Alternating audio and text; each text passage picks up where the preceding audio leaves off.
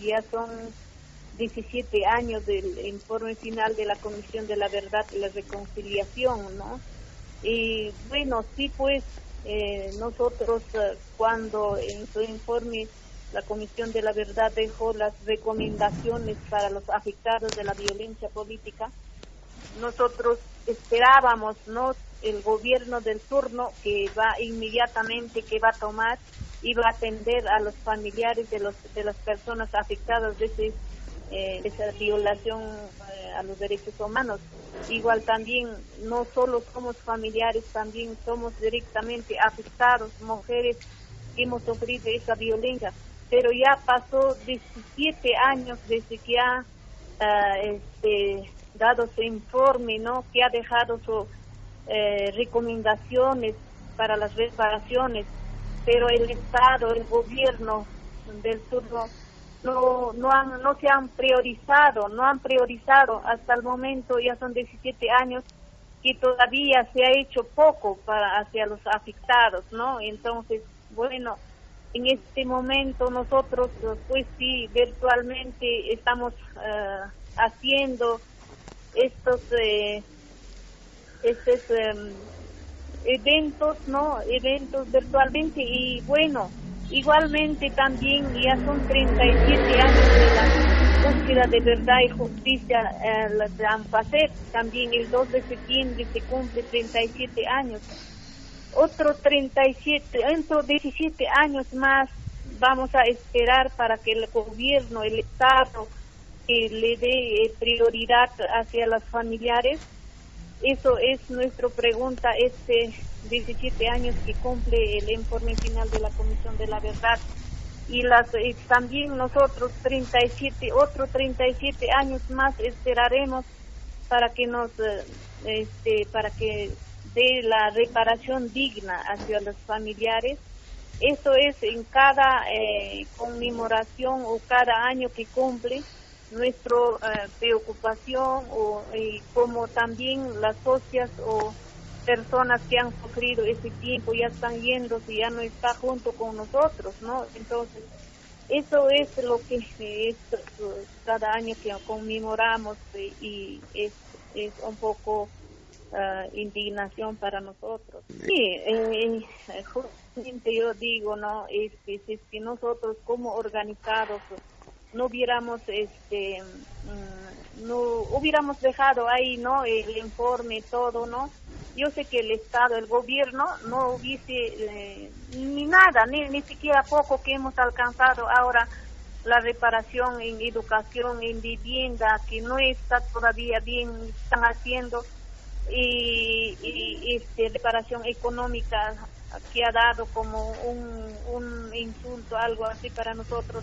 Eso ni siquiera no hubiéramos alcanzado si nosotros hubiéramos dejado, porque ellos no han tomado en cuenta. ¿Por qué? Porque nosotros quizás de repente somos personas quechua-hablantes, más que nada ha pasado esta violencia política, ellos han muerto, ellos han perdido la vida, ellos son desaparecidos hasta el momento, no se sabe nada de muchas personas, y eso no toman en cuenta. Estas reparaciones que hemos alcanzado, que nos ha dado, que ha dejado la Comisión de la Verdad, es su esfuerzo de las organizaciones. No hay ningún gobierno no ha dicho que esto, qué vamos a hacer, qué están haciendo o cómo vamos a hacer. Esto es recomendación de la Comisión de la Verdad, cómo se puede implementar. Nunca nos dijeron ellos, no, nosotros con tantos reclamos hemos hecho. Por esa razón recién hubo estas reparaciones que hemos tenido, pocos, ¿no? Y que eso es nuestra indignación. Claro, hasta el gobierno por ejemplo, el señor Cochis, que ha venido hasta nuestro local a conversar con nosotros, ¿no? Ellos se recuerdan en sus campañas, nada más.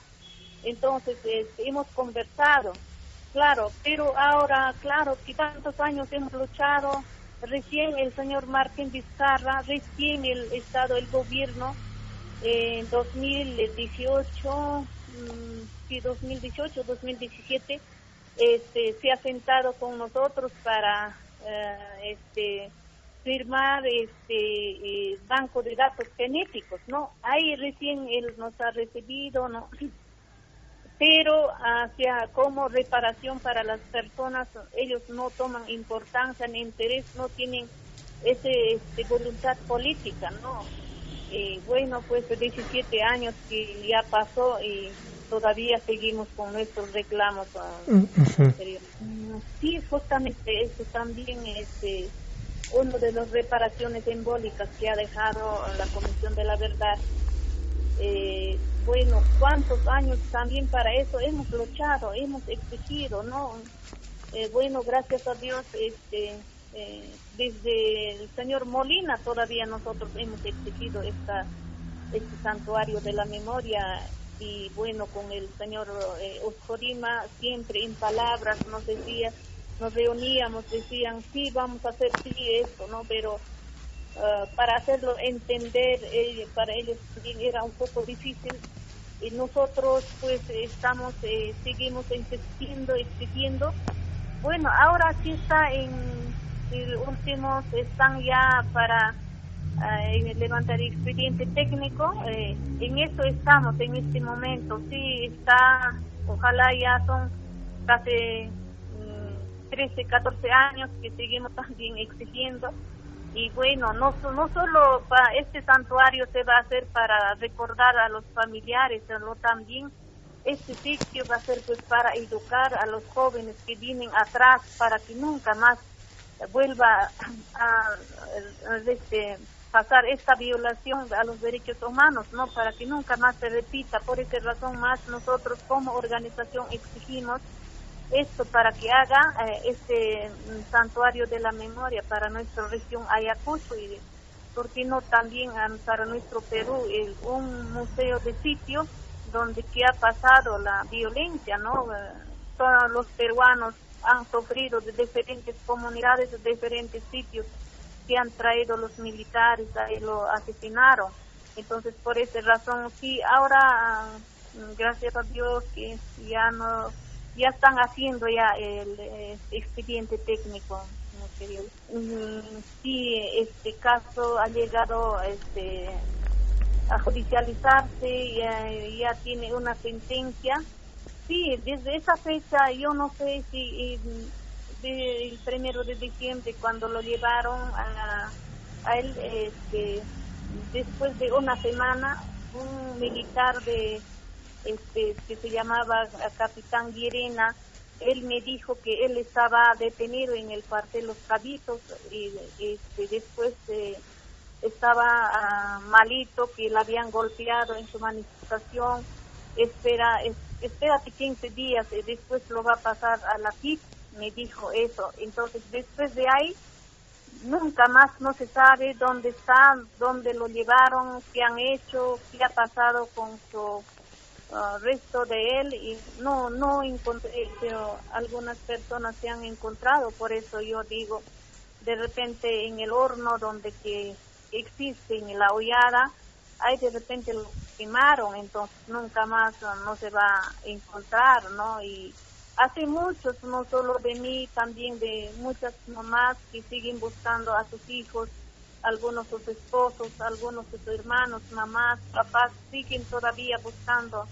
Señor periodista, de mí pues no se sabe dónde está, ¿no? Dónde lo llevaron o qué han hecho con él, pero yo sabía que estaba detenido en el cuartel Los Cabitos. El 1 de diciembre, 12:30 de la noche de 30 de noviembre, no, a amanecer a 1 de diciembre, 12:30 de la noche, entraron 20 encapuchados, ¿no? Los militares, y de ahí se lo llevaron a vivir en 1983.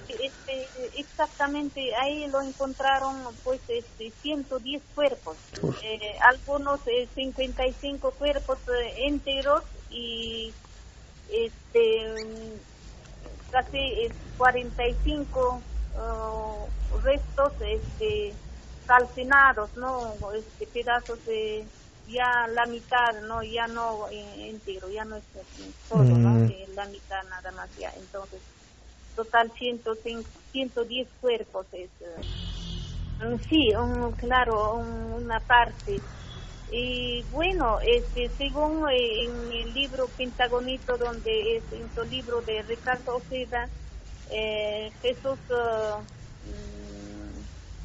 alias Querosene, que decían un ex capitán, da su testimonio, ¿no? Que 500 personas lo asesinaron en esa parte, ¿no? Entonces no se sabe exactamente cuántos cuerpos lo quemaron después, ¿no? Entonces, bueno, eso es lo que tenemos, esa información. Bueno, porque allá pues miles habrán desaparecido en toda parte, porque en todo ese sitio pues anteriormente no había casas, era un sitio, un espacio silencioso, que no había nada. Entonces una pampa libre grande era donde que hacían su entrenamiento los militares. Entonces en diferentes sitios habrán enterrado, y muchos dijeron también que claro, dijeron, ¿no? Al construir la cárcel también encontraron restos, pero no se sabe dónde lo llevaron, cómo lo han hecho, ¿no? Y igual también los diferentes invasores que existen ahorita, esas personas que han construido sus casas en esa parte, también encontraron y lo ocultaron, ¿no? Entonces, aproximadamente cuántos cuerpos habría habido en ese sitio, señor periodista, y la exactitud no sabemos, solamente lo que dice este capitán alias Querosene, que dijo que había 500 personas lo asesinaron, pero por esa razón, pero 110 cuerpos se ha encontrado, y ¿dónde estarían los restos, no? Faltaría más o menos 390 por ahí, ¿no? Ya varios, por ejemplo, de 83, la señora Barrientos Taco reconoció.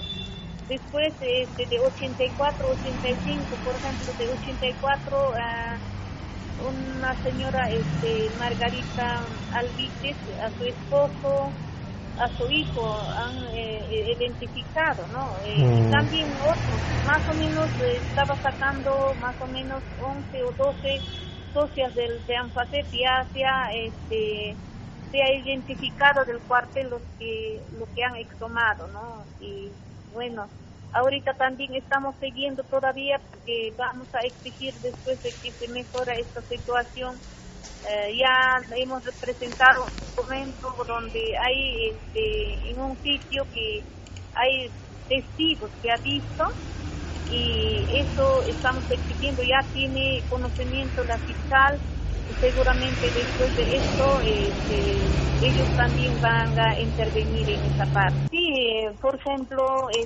bueno, a nosotros nos dijeron ese tiempo, ya son años también, ya son 10 años que se ha terminado las exhumaciones, ¿no? Entonces, 2009 se ha finalizado las exhumaciones. Entonces, ya en 2019 ya son 10 años. Entonces, en 10 años, hay veces los familiares ya están falleciendo, las madres, los padres, hay veces quedan hermanos, ¿no? Algunos hijos, ¿no? Entonces, sí, pues, por ese motivo de reactivo que no han podido identificar, ¿no? Diciendo que no había presupuesto, ¿no? Pero con esta con esta ley de búsqueda de personas desaparecidas, nosotros entendemos que hay presupuesto, ¿no? Entonces, no sé a qué se debe que no pueden hacer, ¿no? Y el año pasado nos ha presentado ya qué máquinas están para poder identificar en el Ministerio Público. Entonces, estas máquinas hay veces no solo para eso utilizan, ¿no? También hay veces, por ejemplo, en Lima, en Cilindro, lo quemaron a una señorita, pero el Ministerio Público en Lima no tendrá, pero cosa que todavía han traído hasta acá para que puedan identificar, ¿no? Ellos han utilizado eso también. Entonces, hay veces en estas formas ya no pueden trabajar, ¿no? Exactamente para estas personas que son desaparecidos, ¿no? Entonces, hay también un poco dificultad, tiene el Ministerio Público y, bueno, hay veces reactivo termina, son miles, ¿no? Pues no, para identificar, ¿no? Entonces, esas cosas está sucediendo, ojalá pronto esta situación. Bueno, creo que debemos de partir por algo, ¿no? A 17 años podemos confirmar de que fue necesaria la instalación de una comisión de la verdad, que al final se añadió el término reconciliación. Eso creo que no hay dudas. Podemos ver que tanto para la sociedad como para los sectores académicos resulta ser un documento fundamental. El tema está en que alrededor de este informe se mezclan una serie de intereses, ¿no? Situaciones que tienen que ver con lo político, lo económico, y que impiden que su implementación en términos de conclusiones puedan viabilizarse, ¿no? Hay cuestiones un poco subjetivas que alcanzan al terreno de la reconciliación, por ejemplo, que es algo bastante abstracto, por lo menos no se entiende exactamente qué es lo que se quiso proponer con la reconciliación.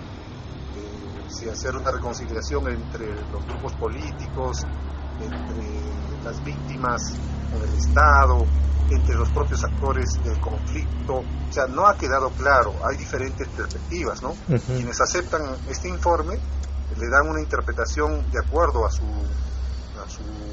perspectiva ideológica, política. Entonces, el hecho de no consensuar, a falta de claridad misma en el informe respecto a la búsqueda de este proceso, simplemente evita que se viabilice, ¿no? Ahora, la verdad tampoco es pues patrimonio de esta comisión, ¿no? Hay una versión que se aproxima mediante un conjunto de informaciones, datos, referencias que han dado y que es abundante, y que yo mismo los utilizo a veces en mis actividades académicas, los trabajos o ensayos que desarrollo, pero se trata de eso, ¿no? De una versión, no sé si incompleta, pero sí tiene cierto sesgo que ha provocado esto, ¿no? Una reacción de los principales actores del conflicto, ¿no? Tanto subversivos o exsubversivos o gente que está vinculada a la subversión, me refiero a la gente que está en la cárcel, básicamente sus representantes han rechazado el resultado del informe. Lo mismo pasa con las fuerzas del orden, ¿no? Tanto las Fuerzas Armadas tienen un pronunciamiento formal respecto a los resultados, y como consecuencia los grupos políticos también tienen sus reparos para aceptar el informe en general. Entonces, por ambos lados, ya sea por la reconciliación o por el tema de la verdad, existe todavía una cuestión que no se resuelve, y que lamentablemente a nivel de Estado no hay una intención, un interés político para poder encaminar esto de la manera más racional, que genere menos conflicto, las visiones que existen y la forma en que entienden la reconciliación. Producto de ello es que vemos una sociedad bien polarizada, y en la política se expresa esa polarización, ¿no? Uh-huh. Hay un sector bastante radical hacia la derecha, que más o menos envuelve al fujimorismo, a los grupos conservadores, ¿no? Que antagonizan con los otros sectores que pueden ser progresistas, llamados de centro izquierda o de izquierda, o de una izquierda moderada. Entonces, no vemos una sociedad que resuelva el problema de sus contradicciones en términos políticos a tal punto que se lleve pues a una situación de conflicto regular, normal, como ocurre en una situación postviolencia, ¿no? Sino es antagónica. Y eso evidentemente termina en ¿qué? En los efectos que se ve para la sociedad. El caso de la pandemia, por ejemplo, ha terminado en ¿qué? En que se privilegien ciertos intereses básicamente económicos frente a una necesidad social enorme, mayoritaria. Entonces los efectos de la política se reflejan en toda esta situación cotidiana, ¿no? Entonces más o menos esa es la lectura que puedo hacer en primera instancia. Ahora, y en ese caso, ¿qué es lo que deberían hacer los actores, tanto de las diferentes organizaciones, el Estado, los partidos políticos, para llegar a tener, digamos, una verdadera, o aproximarnos a una reconciliación y verdad sobre lo sucedido en los años 80? Primero que el Estado representa, en este caso a la sociedad, dirige los destinos de la nación, y la nación pues estamos todos, por lo tanto le corresponde al Estado encaminar un proceso de afirmación de la necesidad de vivir en paz, de superar esta situación de la época de terrorismo, de violencia política que ha vivido el país, ¿no? No contribuye. Las políticas que está dando el Estado a través de los gobiernos de turno básicamente se orientan al tema de reparaciones, por ejemplo. En algún momento, cuando el ex premier Ceballos estuvo como ministro de Justicia, se quiso priorizar el tema simbólico, que es importante, que también fue parte de las recomendaciones de la comisión, pero esto ha bajado un poco su fuerza, su potencia, y aún así faltan otros aspectos, ¿no? Cuando el Ministerio de Educación, por ejemplo, intenta un poco utilizar ciertos hechos a través de conceptos incluso, por ejemplo el término terrorismo con violencia sociopolítica ha sido una discusión permanente, ¿no? En la academia eso está claro, pero cuando se introduce, por ejemplo, en la currícula, en algunos aspectos de la educación básica principalmente, termina protagonizando pues una serie de confrontaciones entre los sectores que ya he mencionado. Entonces, a nivel de políticas, primero que hay una búsqueda por evitar tomar, como se dice coloquialmente, el toro por las astas, ¿no? El Estado necesita, a través de un gobierno que sea firme, enfrentar esto. Y el problema es que no tenemos también gobiernos estables, ¿no? Tenemos un presidente que es transitorio, no sabemos cuál va a ser el destino de la futura elección. ¿Quién asumirá? El problema es eso, ¿no? No vemos una postura más equilibrada, menos confrontacional y menos pegada a los sectores radicales que existen en la sociedad, para que pueda un poco buscar un punto medio y empezar a abrir esto, ¿no? Porque no podemos mantener los odios, la búsqueda de revanchas y fomentar este tipo de emociones que terminan agudizando la problemática que tiene nuestra sociedad. Y no avanzamos como sociedad, no avanzamos como nación. Ese proyecto de construir la nación se ha quedado trunco desde hace varios años, ¿no?